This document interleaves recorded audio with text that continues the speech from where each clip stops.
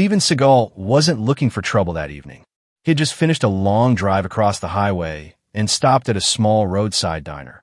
One of those quiet places with warm yellow lights, the smell of coffee in the air, and a peaceful atmosphere that made you forget about the world outside. Dressed simply in a dark jacket and a pair of old boots, Steven sat alone in a corner booth, enjoying the silence. The waitress placed a warm plate of food in front of him. "Long drive?" she asked kindly. Steven nodded with a small smile. "Just passing through." He wasn't loud. He wasn't flashy. He wasn't drawing any attention. To anyone watching, he looked like a calm, older traveler minding his own business. Completely harmless, completely ordinary. But moments later, the diner's front door swung open with a loud metallic creak. A group of bikers walked in, 6 of them, laughing loudly, talking over each other, filling the peaceful diner with a sudden wave of noise and tension. Their leather jackets, heavy boots, and deep voices immediately captured the attention of every customer. The waitress stiffened a little. A couple at a nearby table lowered their heads. Even the cook peeked out from a kitchen. The bikers weren't doing anything illegal, just loud, confident, and wanting everyone to notice them. One of them spotted Steven sitting quietly in his booth. "Look at this guy," the biker said to his group, laughing. "He hasn't even moved since we walked in." Another added, "Man looks like he's scared to breathe." The group chuckled loudly. Steven didn't look up. He stayed calm, gently lifting his fork, focused entirely on his meal. He wasn't intimidated, and he wasn't bothered, but the bikers interpreted his silence as weakness. That's when one of them, a tall man with a red bandana, walked closer to Steven's table. He stopped just beside him, staring down as if waiting for a reaction. But Steven simply continued eating, controlled and calm, as though nothing unusual was happening. That quiet confidence irritated the biker even more. The entire diner held its breath. Something was about to happen, something tense, something unexpected, and everyone could feel the shift in the air. And then one biker said something that changed the entire atmosphere in seconds. The biker in the red bandana leaned closer to Steven's table, his shadow stretching across the booth like a dark cloud. The diner, once filled with quiet, now felt frozen in place. Every customer watched carefully, trying not to draw attention to themselves, but unable to look away from the moment unfolding. Steven continued eating in silence. His movements were steady, almost peaceful, as though he didn't notice the man towering over him. But inside the diner, the atmosphere was tightening like a rope pulled from both ends. Finally, the biker spoke. "You ignoring me, old man?" he asked, forcing a smile that didn't reach his eyes. Steven didn't respond right away. He calmly placed his fork down, wiped his hands with a napkin, and then looked up, not with fear, not with anger, but with a calmness so deep it made the biker blink in confusion. "I'm just trying to finish my dinner," Steven said gently. His tone wasn't challenging. It wasn't defensive. It was simply honest. But sometimes honesty is enough to make the wrong person irritated. The red bandana biker let out a loud laugh, signaling to his group. "Hear that? He's too busy eating to talk." The other bikers laughed, but not as confidently as before. There was something about Steven's calmness that didn't sit right. They were loud men, used to reactions, fear, discomfort, avoidance. But Steven wasn't giving them any of that. Instead, he quietly took a sip of water and sat back in his booth. The waitress, standing behind the counter, tried not to tremble as she refilled a customer's drink. Her eyes flicked to Steven, then to the group of bikers. She knew tension when she saw it, and she also knew when someone dangerous was pretending not to be. The tallest biker, carrying a heavy silver chain on his jacket, stepped forward next. He didn't say anything at first. He just stared at Steven as if trying to figure him out, trying to decide what kind of man sits this calmly in a situation like this. "You traveling alone?" the tall man finally asked. Steven offered a small nod. "Just passing through," he replied. "And you think you could just sit here without showing respect?" the tall biker said, narrowing his eyes. Steven tilted his head slightly. Respect goes both ways. The diner went silent again. That single sentence hung in the air like a spark waiting to land on dry wood. The tall biker opened his mouth to respond, but before he could speak, the diner door opened again. This time, it was an elderly man, one of the locals, carrying a takeout bag. He froze when he saw the bikers huddled around Steven's table. The red bandana biker shot him a look. "What are you staring at?" The elderly man shook his head quickly and stepped aside, clearly wanting no trouble. Steven saw it. He saw the fear in the old man's eyes, the tension in the waitress' shoulders, the trembling hand of the couple holding their coffee cups. This wasn't just about him anymore. The bikers weren't just disturbing his dinner. They were unsettling everyone in the diner. Slowly, Steven stood up. His movements were controlled, respectful, not aggressive.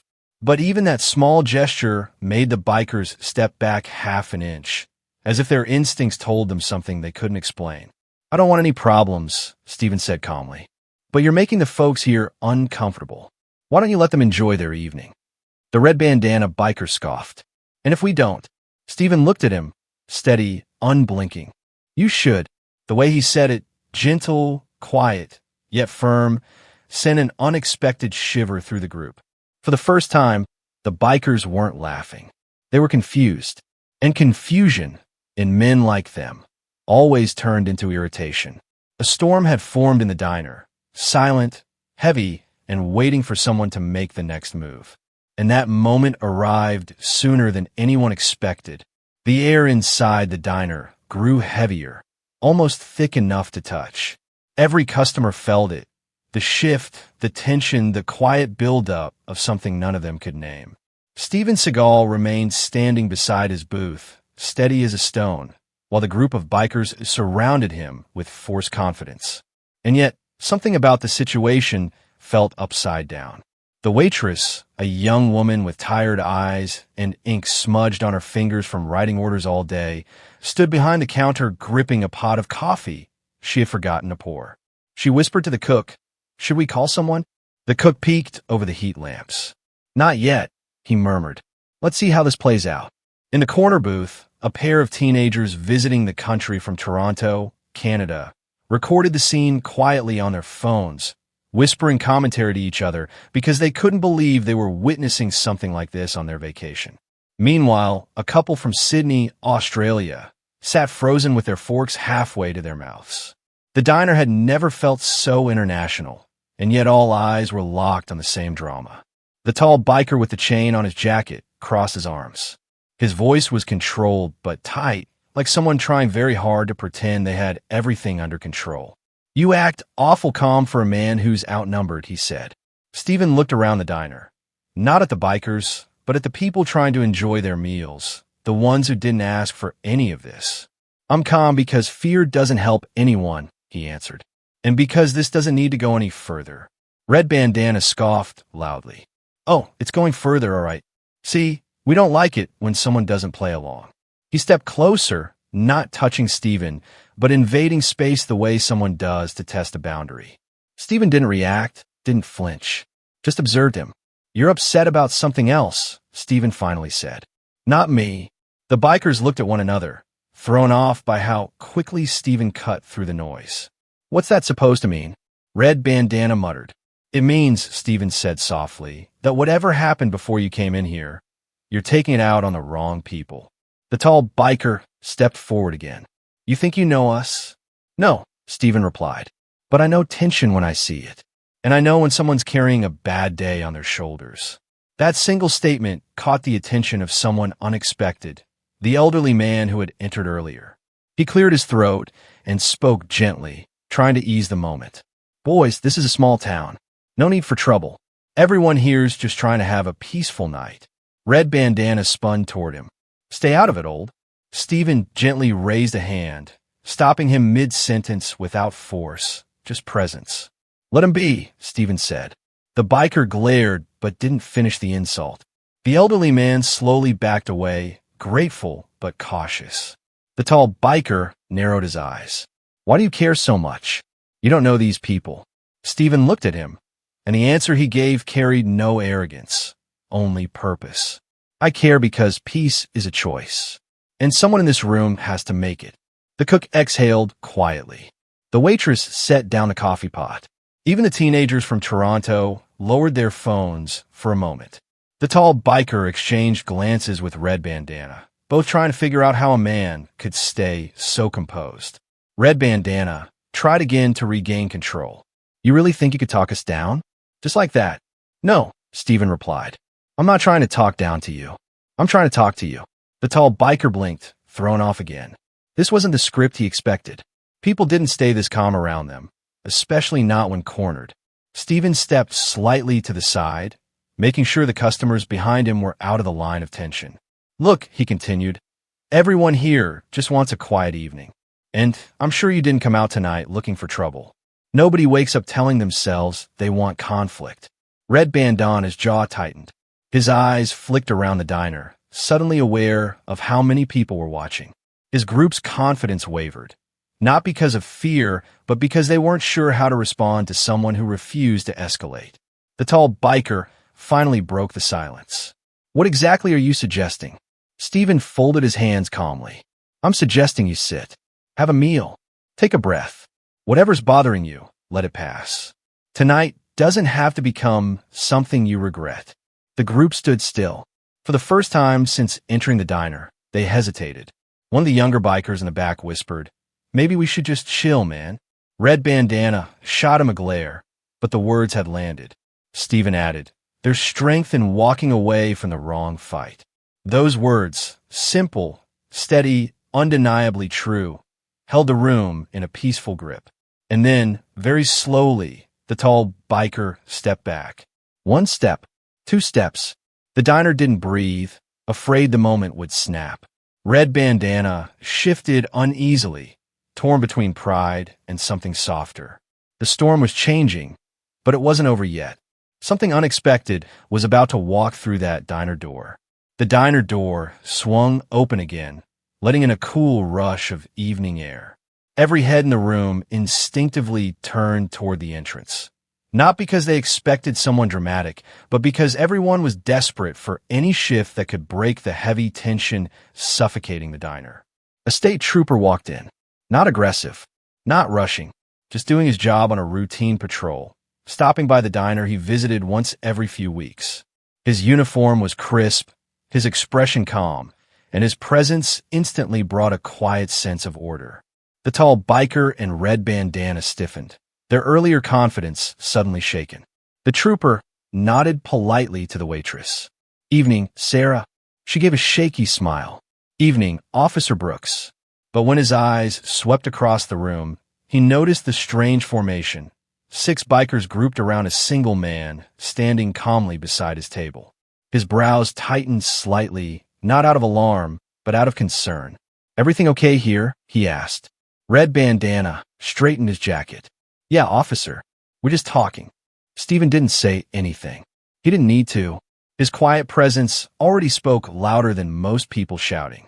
Officer Brooks took a step closer, studying the scene with trained discipline. But then, something unexpected happened. His eyes landed on Steven. For a heartbeat, confusion flickered across his face. Then recognition struck him like a light turning on. Sir, the officer said slowly, respectfully. Are you Steven Seagal?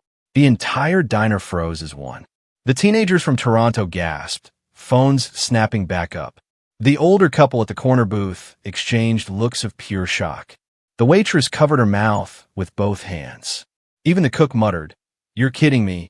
Red Bandana blinked. This guy? Him. The trooper nodded firmly. Yes. Steven Seagal, the martial artist, actor, and law enforcement trainer. A ripple went through the room. The tall biker swallowed hard. The younger biker in the back whispered, Dude, we mess with him? Steven remained perfectly still, offering a humble smile. I'm just a traveler tonight. Officer Brooks stepped closer, respectful and composed. Sir, if I'd known you were in town, we would have arranged an escort. Is everything all right? Steven nodded. Everything's all right now. But the revelation did something powerful, something psychological.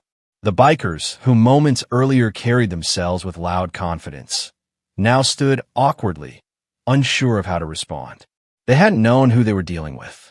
They hadn't expected the man they tried to intimidate to be someone recognized worldwide for his discipline, skill, and calm leadership. The tall biker rubbed the back of his neck. Wait, you mean he's the real deal? Like actual black belt?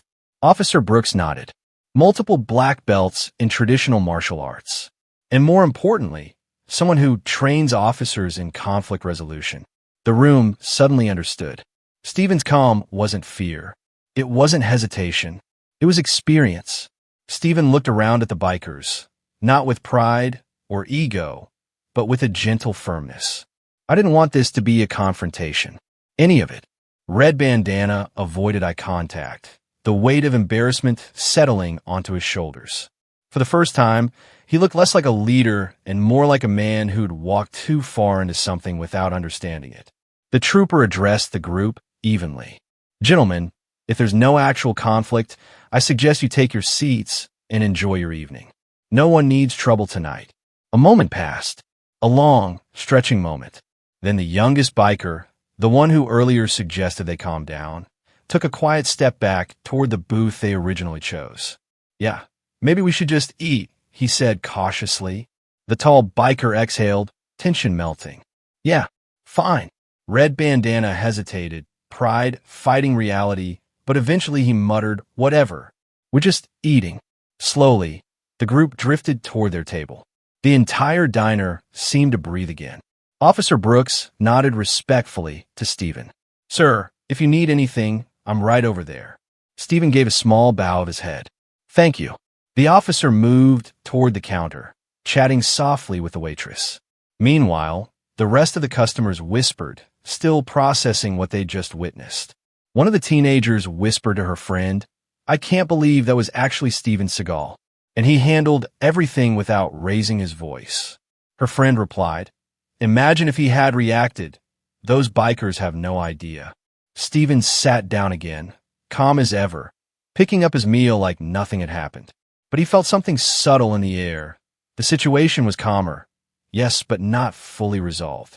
Red Bandana kept glancing at Steven from his table, wrestling with something internal, frustration, confusion, and maybe realization. And deep down, Steven knew the tension wasn't finished. Not yet. Something else was coming. A turning point neither the bikers nor the customers expected. For several minutes, the diner settled into an uneasy calm. Forks moved again. Coffee cups clinked softly. People whispered behind menus. But every so often, eyes drifted towards Steven Seagal, still sitting quietly, still composed, still radiating that strange, steady confidence that had kept an entire group of bikers from boiling over. Red Bandana, though sitting with his group now, couldn't stop watching him. To him, Steven's calm wasn't normal. It wasn't natural. He'd dealt with confident people before, but this was different. This was the kind of calm that came from years of discipline, from experience, from control. It unsettled him in a way he couldn't explain. The tall biker nudged him. Let go, man. But Red Bandana shook his head. No, something's off. The younger biker whispered. He literally trains officers. Let's not poke the bear. Red Bandana didn't respond. His jaw was tight, his pride heavier than the air around him. For him, losing face wasn't an option, especially not in front of the group he led. He stood up suddenly. The rest of the bikers tensed. Officer Brooks glanced over, alert but calm. The customers froze once again. Red Bandana stepped toward Steven's booth, stopping across from him. Not too close, but close enough that the tension returned like a shadow creeping over the room. Steven looked up slowly, meeting his eyes. Something on your mind? He asked gently. Red Bandana hesitated, caught off guard by the lack of challenge in Steven's tone. He expected defensiveness, maybe even fear. Instead, he found compassion. You know, Red Bandana began, shifting his weight awkwardly. I don't usually back down from people, especially not in front of my guys. Steven nodded. I understand. But you, the biker, frowned. You didn't fight. You didn't argue. You didn't try to show off. You just stayed calm. Why? Steven set down his fork, folded his hands, and spoke in a voice so soft the entire diner leaned in to hear. Because anger is loud, he said, but strength is quiet. The words hit the biker harder than any punch ever could. He blinked, surprised by how deeply the sentence cut through the noise in his head. Steven continued, "When you walk into a room and demand respect, people give you fear. That's not the same thing." Red Bandana swallowed, not liking how true that sounded.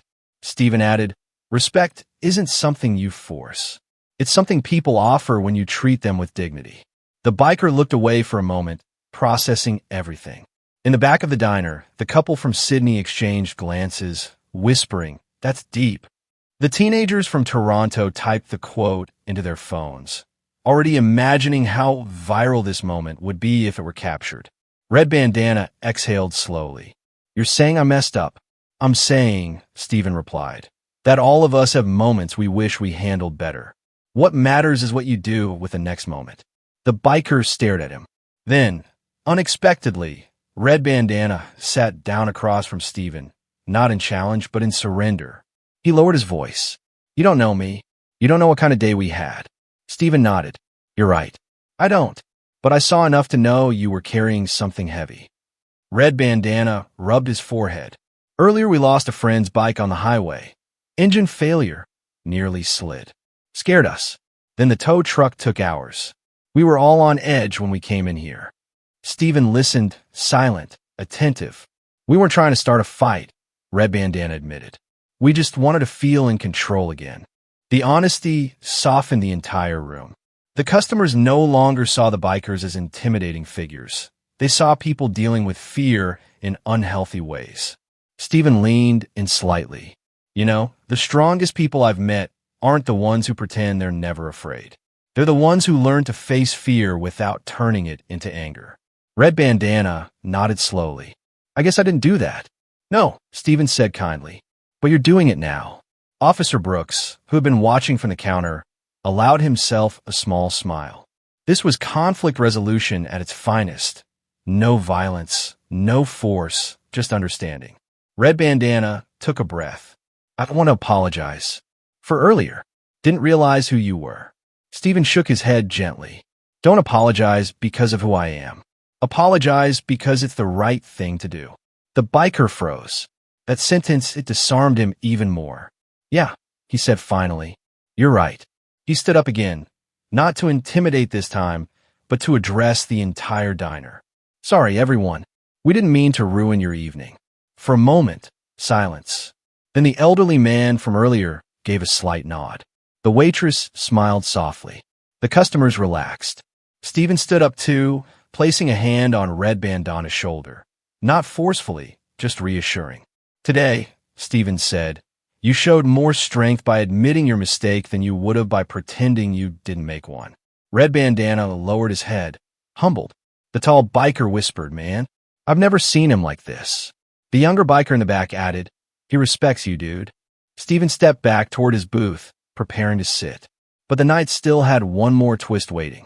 Because just as Steven reached for his seat, another unexpected visitor entered the diner. Someone who knew Steven from a different chapter of his life. Someone whose arrival would change everything again.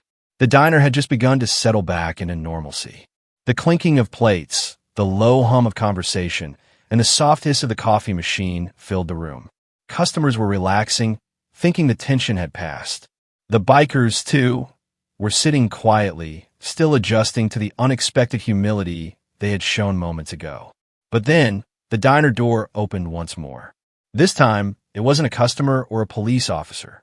It was someone Steven had trained years ago, a former student and martial arts instructor from his dojo who had stopped by for dinner while visiting the town. "Steven," the visitor called gently, stepping into the light. The bikers turned toward the voice, curious but cautious. "Yes," Steven replied calmly, looking over. The visitor smiled warmly. "I didn't think I'd see you here. Still teaching people the quiet strength I see." Something about that introduction triggered a subtle shift in the room. The bikers, already humbled by Steven's calm presence, now realized that the man they thought was just quiet was a figure of real respect and authority. Red Bandana's eyes widened. He leaned toward the tall biker and whispered, "Wait, this guy trains people. Real martial arts." The tall biker nodded slowly, feeling a mix of awe and embarrassment. "Yeah, I think we really messed up." Steven didn't speak loudly or boast. He simply gestured toward his visitor, acknowledging their shared history in martial arts and teaching discipline. The way he moved, calm yet precise, communicated everything without a single aggressive word. "Gentlemen," Steven said softly but firmly, "the respect you give is a reflection of the respect you show, not just to me, but to everyone in this room." The bikers shifted in their seats, their earlier bravado replaced by reflection.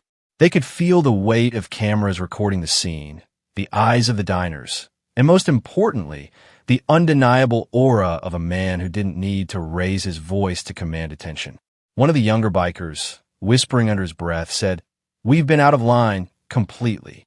Red Bandana exhaled, finally meeting Steven's calm gaze. "We're sorry. Truly." Steven smiled slightly, not triumphantly, but gently. Apologies mean little without understanding. Learn from this moment. Learn to face challenges without forcing fear onto others. That is true strength. The room seemed to exhale. The tension that had gripped every corner, every diner patron, every waiter and cook, finally lifted. People began whispering quietly, acknowledging the lesson they had just witnessed firsthand.